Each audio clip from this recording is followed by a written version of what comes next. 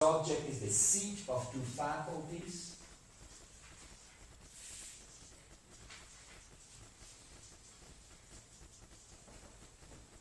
Is able to perceive particular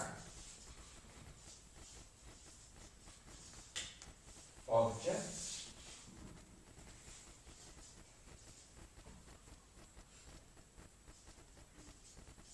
and understand them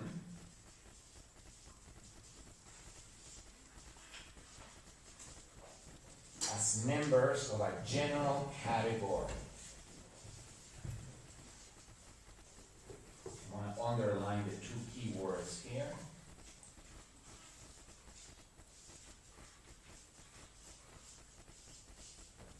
Particular and general.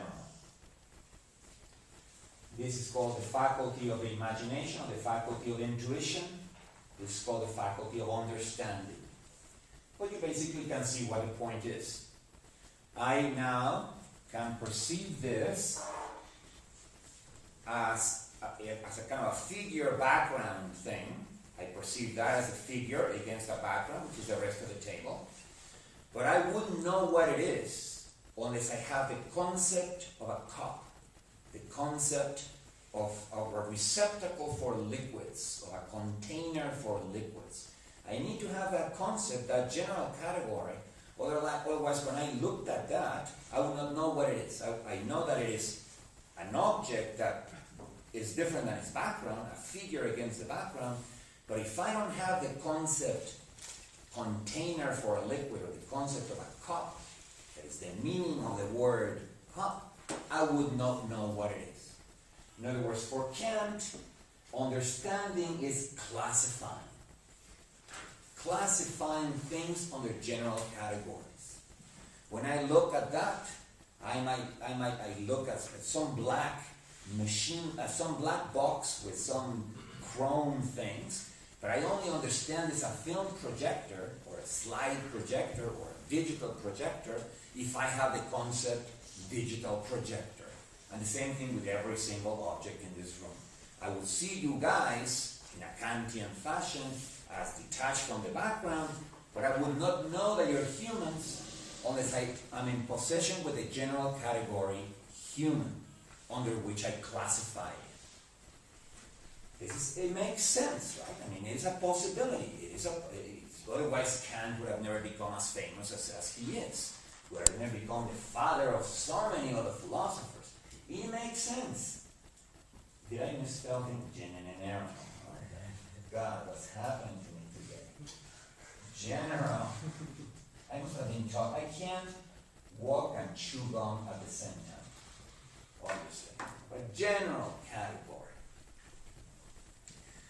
This has been the most influential theory of perception ever, at least in the West.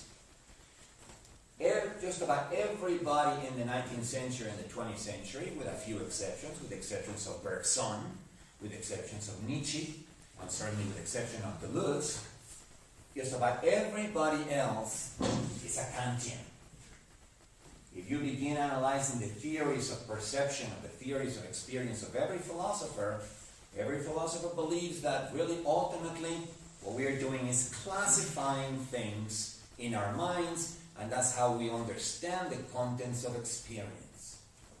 Of course, when we arrive at the 20th century, these general categories, which at the time of Kant could still be conceived as abstract concepts, became signifiers. In other words, Ferdinand de Saussure, the great late 19th century linguist who coined the term signifier and who began the entire tradition of continental linguistics, which is one of the major schools of linguistics, was the first one to point out that different words in different languages signify the same category. So, for instance, the word snow in English signifies the same category than the word nieve in Spanish. So two totally different sounds, two totally different sequences of letters can be associated with exact same referent. that white stuff we call snow. And so Saussure said, there's got to be only a purely arbitrary or conventional relationship between a symbol and that for which it stands, which is in fact true. There's nothing about the word snow that makes it refer to snow, or nothing about the word nieve that makes it refer to snow. It's just a conventional relationship. So when Kant gets blended in with Saussure, and his general categories become signifiers, become arbitrarily associated symbols, we get what is called the neo-Kantian position. The neo-Kantian position dominated the entire 20th century. Baudrillard, Kristeva, Derrida, even Foucault, Lyotard, Virilio, just to mention the French ones, Heidegger, Husserl, all the Frankfurt school people from Adorno to the rest, you name it. The majority of philosophers in the 20th century were neo-Kantian. They accepted that the world of experience is about categories, except that now the categories were arbitrary. Now, what consequences does that have? Immediate consequences. Well, it means that different cultures with different languages live in different worlds. Right? If your world of experience is structured by the words you use, and there are cultures in which there are entirely different words, then that other culture lives literally in a different world. There's nothing in common between our world of experience and their world of experience.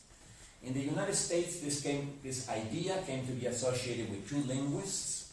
One is called Worf, and the other one is called Sapir. So it's called the Sapir-Whorf hypothesis. You know, Worf, for instance, studied Hopi Indians in the United States, a Native American tribe in the United States. They didn't happen to have words for past tense.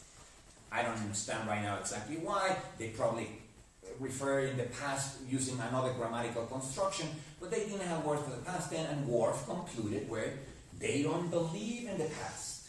Since they don't have a word for the past, their sense of time passing must be entirely different from ours, because without the word for past, you don't have a category for the past, and without a category for the past, you cannot perceive or feel or think about the past. And similar, yeah. I think they use space for time in Hopi. Well, but okay, but the point being is that I'm willing to bet, and I'm going to get to this in a second, that the Hopi also have the exact same feeling about the past that we do, as long as you believe Hume, not Kant. But in a Kantian tradition, yeah, you change words, you change worlds. Let me give you a much better example here, particularly to be able to then move on to Hume. And just like the example I gave you of the Earth with the intensive map and the extensive map, this is just an image, but an image that is going to bring this into a very concrete sense so you can keep it in your mind. One of the examples studied by Worf and Sapir and others that were neo-Kantians were Eskimos. Now, Eskimos, everybody knows, have 29 words for snow. And the question is this now. Do Eskimos see 29 words for snow? Do they experience 29? I'm sorry, let me start over. Do Eskimos experience 29 kinds of snow because they have 29 words for snow? In other words, it is their possession of the linguistic categories that shapes their experience of snow.